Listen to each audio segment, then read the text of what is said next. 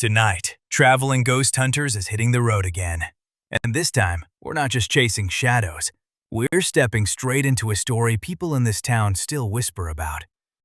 We're three ordinary guys with one strange obsession: finding out what happens when the lights go out, the streets go quiet, and the past starts talking back.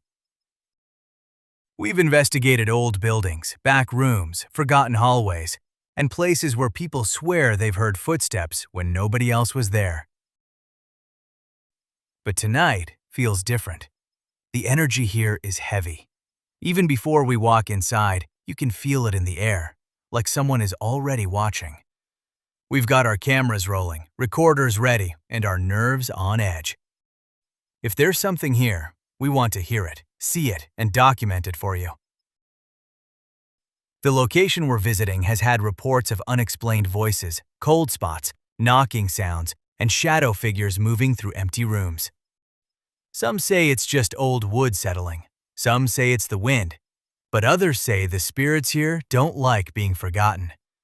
That's why we're here. Not to fake anything, not to exaggerate. Just to ask questions, listen closely, and let the evidence speak for itself. As we move through the building, we'll be calling out to whoever may still be here. If you can hear us, make a sound. Knock on a wall. Walk toward our voice. Say your name. We come with respect. We're not here to challenge you. We're here to understand your story. Sometimes ghost hunting is exciting, but sometimes it gets real quiet. And that silence can be the scariest part. Because in that silence, every creak feels closer.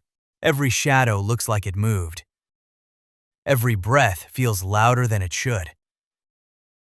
And when something answers back, you never forget it. Tonight, we'll split up, explore the darkest corners, and review every sound we capture. If we hear a voice, you'll hear it with us. If something moves, you'll see it when we see it.